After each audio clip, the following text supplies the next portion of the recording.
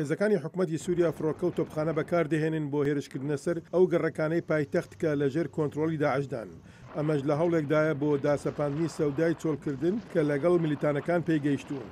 تەلەڤیزیۆنی ئەلەخباریەی سەر بە دەوڵەت ڕای دەگەێنێت دانیشتوانی دیمەشق لە ماوەی شەو و بەرەبەیانی ڕۆژ یەکشەمە گوێیان لە دەنجی بەرزی بۆمبا بووە کە لە گەڕەکی حەجەر ئەسوەدی ژێردەستی داعشەوە دەهات.